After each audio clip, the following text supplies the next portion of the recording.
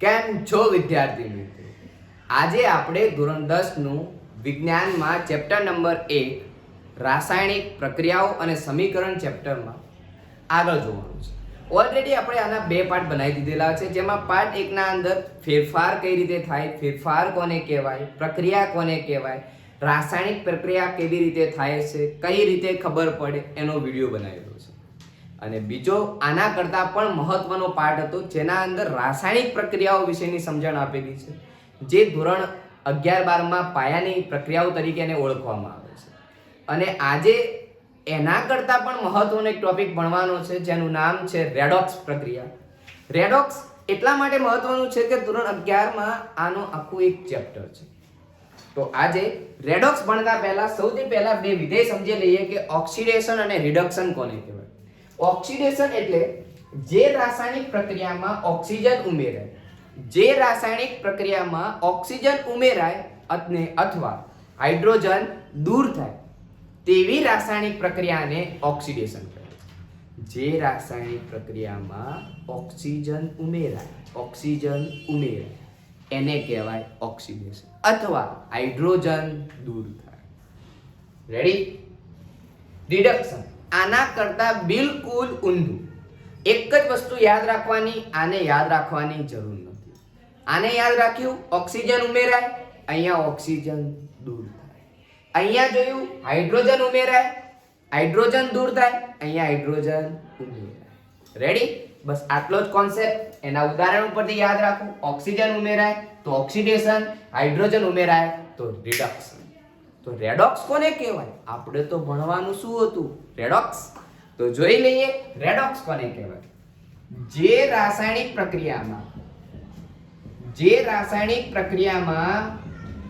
Oxidation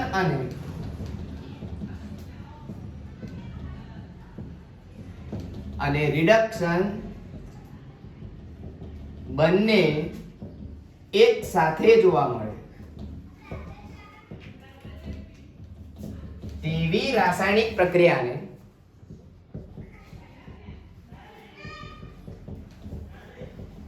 redox પ્રક્રિયા કહે છે.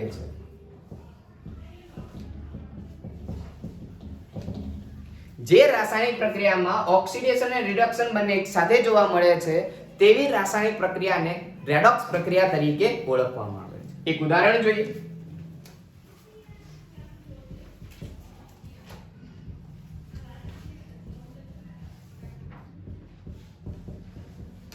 જોઈ લો, અહીંયા Cu માંથી ઓક્સિજન ગયો. ઓક્સિજન ગુમાવે તો એને શું કહેવાય? રિડક્શન. ઓક્સિજન મેળવે તો એને શું કહેવાય? ઓક્સિડેશન. બસ આટલી સિમ્પલ વાત છે કે જે રાસાયણિક પ્રક્રિયામાં ઓક્સિજન ગુમાવે અને હાઇડ્રોજન ઉમેરાય એને કહેવાય રિડક્શન. જે રાસાયણિક પ્રક્રિયામાં ઓક્સિજન ઉમેરાય અને હાઇડ્રોજન ગુમાવે એને કહેવાય ઓક્સિડેશન. અને જેના અંદર આ બંને એક સાથે જોવા મળે એને જ કહેવાય રેડોક્સ પ્રક્રિયા. શું કહેવાય? રેડોક્સ પ્રક્રિયા. આટલું તો છે જ. આના કરતા 11માનો એક મહત્વનો પોઈન્ટ, ઓક્સિડેશન કરતા કોને કહેવાય? ઓક્સિડેશન, ઓહો નવો શબ્દ, ઓક્સિડેશન કરતા. જોઈએ, ઓક્સિડેશન કરતા એટલે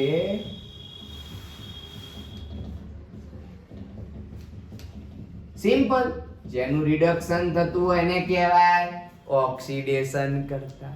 પ્રક્રિયામાં જુઓ, કોનું રિડક્શન થાય? CO નું.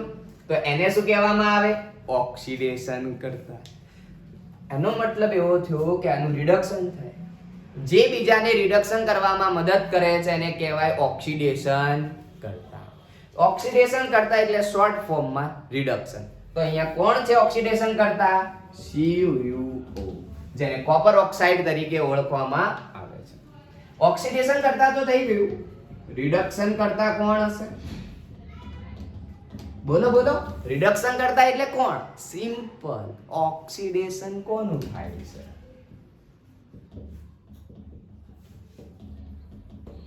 જેનું ઓક્સિડેશન થાય એને કહેવાય રિડક્શન કરતા. કોનું થાય છે? હાઇડ્રોજનનું. તો હાઇડ્રોજનને કહેવામાં આવશે રિડક્શન કરતા. આ થઈ ગયો એક મહત્વનો અને ઇમ્પોર્ટન્ટ પોઈન્ટ. જો તમને ખરેખર મજા આવી હોય તો તમારી નોટબુકમાં એકવાર લખી દેજો. બોર્ડની એક્ઝામ આવતા ક્યાં જશે એની ખબર નથી.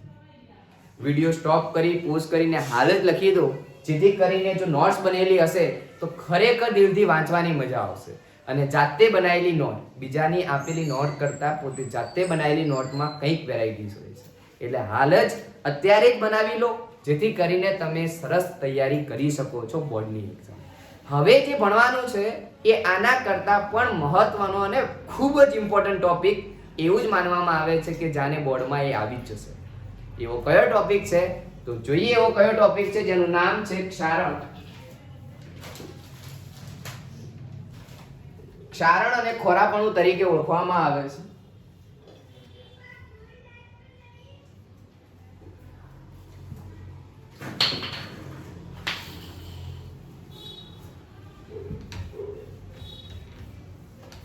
ક્ષારણ કોને કહેવામાં આવે છે તો તમે સમજી શકો છો કે ક્ષારણ શેમાં જોવા મળશે.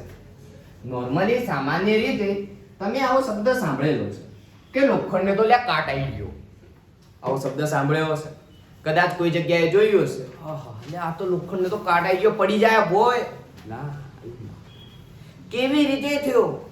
કેમ એમાં જોવા મળ્યો? આ દિવાલોને કેમ કાટ નથી આવતું? શું છે એનું કારણ? તો ક્ષારણ જોઈએ. ક્ષારણ કોને કહેવામાં આવે છે?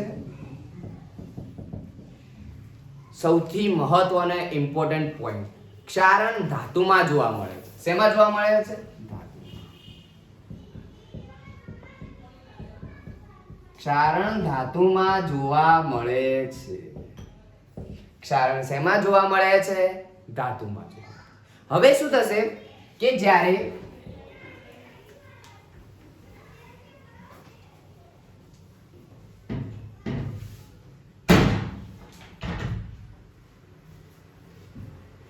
જોયું આપણે કે ક્ષારણ શેમાં જોવા મળે છે? ધાતુમાં જોવા મળે છે. પણ આ ક્ષારણ થાય છે ક્યારે? તો જ્યારે ધાતુ હવા, પાણી, ભેજ કે એસિડના સંપર્કમાં આવે છે ત્યારે તેની ઉપરની સપાટી ખવાય છે, જેને કહેવામાં આવે છે ક્ષારણ. જ્યારે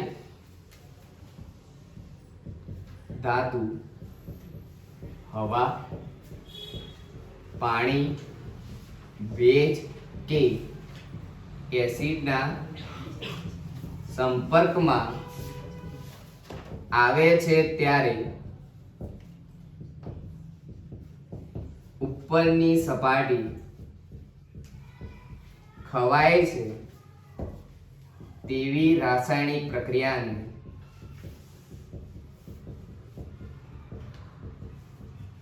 ક્ષારણ કહે છે.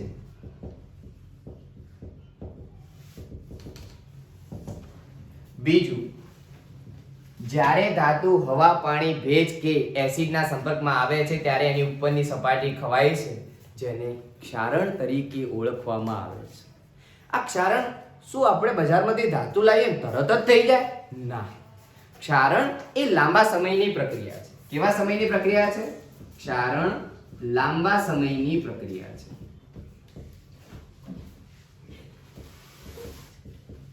ક્ષારણ લાંબા સમયની પ્રક્રિયા છે. દાખલા તરીકે લોખંડને કાટ લાગ્યો, ખબર કઈ રીતે પડે? લોખંડ એટલે કે Fe ધાતુ. કાટ લાગ્યો ખબર કઈ રીતે પડે? કથ્થઈ રંગનું થઈ જાય. કયો રંગ જોવા મળે? કથ્થઈ રંગ જોવા મળે છે. ચાંદીની વાત કરીએ, જેને સિલ્વર કહેવામાં આવે છે, કેવા રંગનું થઈ જાય છે? તમે જે ચાંદીની લક્કી અથવા છોકરીઓ હશે તો એના ઘરેણા જે પહેરે છે એ કેવા રંગના થઈ જાય છે? લાંબો ટાઈમ પહેરવાથી કાળા રંગના થઈ જાય છે. કયા રંગના થઈ જાય છે? કાળા રંગના થઈ જાય છે. અને કોપરની વાત કરું, કોપર અથવા તાંબુ કે જે કોપરનું છે એ કેવા રંગના થઈ જાય છે? લીલા. આ બધા જે પરિબળો છે, આ રંગ પરિવર્તન છે, એના ઉપરથી તો આપણને ખબર પડે છે કે ધાતુમાં ક્ષારણ થઈ રહ્યું છે.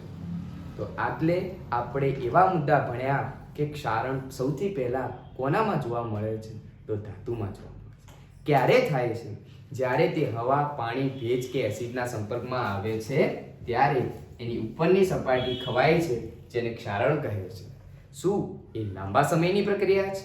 હા, ક્ષારણ એ લાંબા સમયની પ્રક્રિયા છે. ઉદાહરણ તરીકે લોખંડ કથ્થઈ રંગનું, ચાંદી કાળા રંગનું, કોપર લીલા રંગનું. પણ શું આને રોકી શકાય? કોઈ પણ વસ્તુ હોય એના ફાયદા તો હોય જ, એને તમે સ્ટોપ તો કરી શકો છો. તો એને રોકવા માટે શું કરશો? તો ક્ષારણ અટકાવવાના ઉપાયો.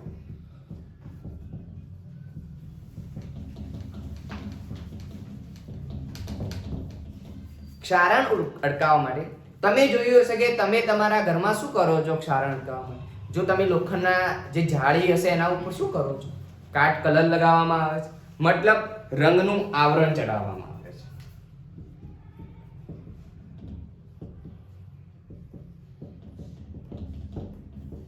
રંગનું આવરણ કરવામાં આવે છે.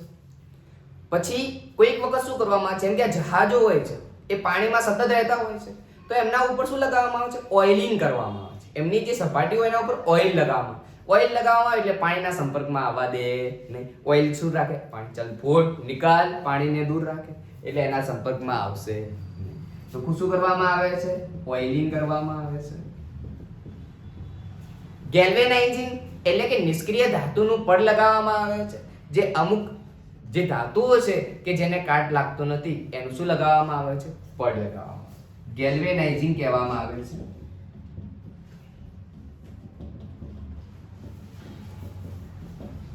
ગેલ્વેનાઇઝિંગ કરવામાં આવે છે. એના પછીનો છેલ્લો મુદ્દો, નિષ્ક્રિય અથવા ઓછી સક્રિય ધાતુનું પડ ચડાવવામાં આવે છે.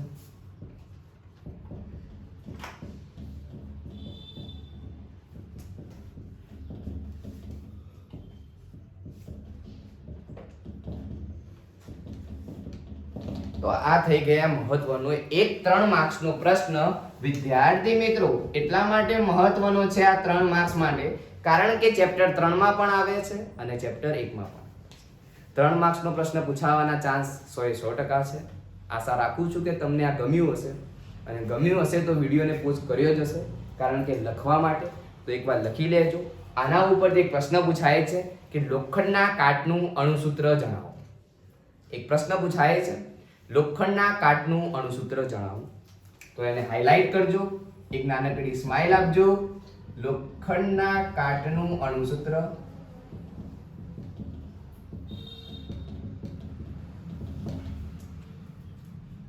લોખંડના કાટના અણુસૂત્ર. તમારો કાટ નહીં, તમારો તો અમે મગજ ઉપર થોડો ઘણો લાગ્યો હશે, પરંતુ નીકળી જશે ઉંમર જતા. રેડી? અત્યારે તમે શું એકલા છો ને?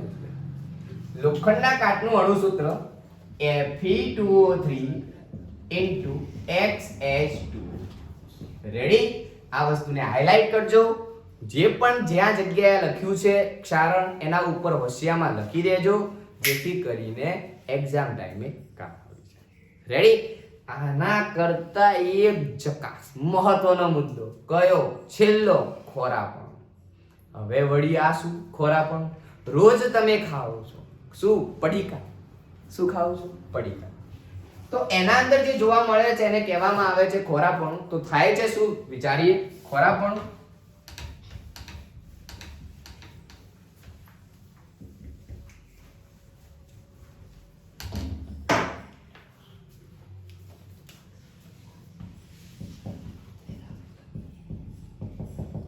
નોર્મલી વિચારીએ કે ખોરાપણું શામાં જોવા મળશે?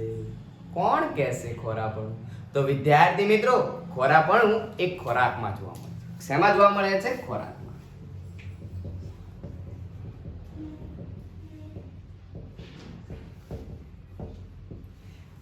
તાજો બનાવેલો ખોરાક, તમે માની લો કે તમારી મમ્મીએ એકદમ ઝકાસ સમોસા બનાવ્યા છે, તમારા મનપસંદ. હવે આ સમોસાને જો લાંબો સમય તમે હવામાં ખુલ્લો મૂકી રાખો છો, એક દિવસ સવારે બનાવ્યા, સાંજ સુધી રાખ્યા, બીજા દિવસે એની સુગંધ અને સ્વાદ બંને બદલાઈ જાય છે, જેને ખોરાપણું કહે છે. હજુ ખબર નહીં પડે, પણ તમે તો રોજ શું ખાઓ છો? પડીકા. પડીકાનું ઉદાહરણ લઈ લઈએ.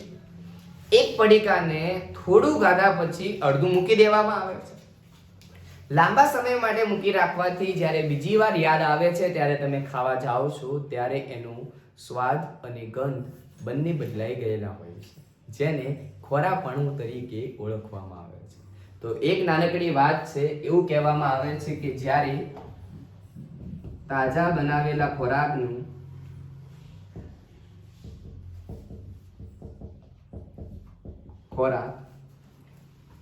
જ્યારે તાજો બનાવેલો ખોરાક હવા અને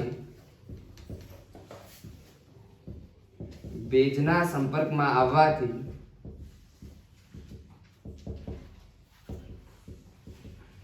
સ્વાદ અને સુગંધ બદલાય છે, જેને ખોરાપણું કહે છે. રેડી? ખોરાપણું થતું અટકાવવા માટે શું કરશો તમે? તમારી મમ્મી શું કરે છે કે જ્યારે ચોમાસાની ઋતુ હોય, સિઝન હોય, ભેજવાળું વાતાવરણ હોય, ત્યારે તમારી મમ્મી જ્યારે તમારા ઘરમાં તૈલી પદાર્થો જે તળે છે એને શેમાં પેક કરે છે? એર ટાઈટ બેગમાં. એર ટાઈટ બેગમાં એને શું કરવામાં આવે છે? ભરવામાં આવે છે. અથવા કોઈ બી વાનગી બનાવી છે તાજી, તો એને ક્યાં મૂકી દેવામાં આવે છે? ફ્રીજમાં. કેમ ફ્રીજમાં? તો ફ્રીજમાં વાતાવરણ ઠંડુ હોય છે. ઠંડા વાતાવરણના કારણે એની ઓક્સિજનની હાજરી થોડી ઓછી હોય છે. તમે એ તો જાણો જ છો કે જેમ જેમ હવામાં ઉપર જઈએ છીએ તેમ તેમ હવા પાતળી બનતી જાય છે, શ્વાસ લેવામાં તકલીફ પડે છે, તો હવાનું પ્રમાણ ઘટે છે, એટલે કે એના સંપર્કમાં ઓછું આવે છે. માટે એને તાજો બનાવેલો ખોરાક જો તમે ઠંડા વાતાવરણમાં રાખવામાં આવે તો એનું ખોરાપણું થતું અટકાવી શકાય છે. અટકાવવાના ઉપાયોમાં સૌથી પહેલો મુદ્દો, તાજો બનાવેલો ખોરાકને ઠંડા વાતાવરણમાં રાખવામાં આવે છે, જેથી કરીને એનું ખોરાપણું થતું અટકાવી શકાય છે. બીજા મુદ્દામાં એ આવે છે કે જે તૈલી પદાર્થો છે જેને એર ટાઈટ કન્ડેન્સર એટલે કે એર ટાઈટ બેગના અંદર ભરવામાં આવે છે, જેથી કરીને ભેજના સંપર્કમાં ના આવે અને એનો સ્વાદ અને ગંધ ના બદલાય. ત્રીજી વાતમાં કે જે તમે પડીકા ખાઓ છો એને હિલિયમ અને નાઇટ્રોજન જેવા વાયુની હાજરીમાં ભરવામાં આવે છે. હિલિયમ અને નાઇટ્રોજન વાયુની હાજરીમાં ભરવામાં આવે છે. આ વાયુનું કામ એ છે કે તમારા જે તૈલી પદાર્થ જે તમે ફૂડ ખાઓ છો, જે ખોરાક લો છો, એ બગડી ન જાય એટલા માટે એમને હિલિયમ અને નાઇટ્રોજનના હાજરીમાં ભરવામાં આવે છે. તો આ થઈ ગયું ચેપ્ટર નંબર 1. આજે આ છેલ્લો વિડીયો હતો. રેડી? આશા રાખું છું કે તમને આખું ચેપ્ટર આવડી ગયું હશે. અને જો તમે ચેનલ ઉપર નવા હોય, જો તમે તો સબસ્ક્રાઇબ કરી હોય, પરંતુ તમારા મિત્રો સુધી આ વિડીયો પહોંચાડજો, જેથી કરીને તમે મફતમાં આખું ચેપ્ટર ભણી શકો છો. તમે જાણો છો કે અત્યારે એજ્યુકેશન કેટલું ઇમ્પોર્ટન્ટ છે. દરેક જગ્યાએ જે ટ્યુશન ક્લાસીસની જે ફીસ હોય છે એ બહુ બધી હોય છે. ઘણા એવા પણ લોકો હોય છે કે એને એફોર્ડ કરી શકતા નથી. તો આ વિડીયો એમના માટે છે કે એ લોકો ઘરે બેસીને જુએ, જેથી કરીને એમને આટલું સરળ ભાષામાં અને સારું જ્ઞાન મળી જાય. ચોક્કસ આશા રાખું છું કે તમે તમારા મિત્રો સુધી આ સંદેશો પહોંચાડશો. વિડીયોને લાઇક, શેર અને સબસ્ક્રાઇબ કરશો. Thank you so much for connecting succession tuition.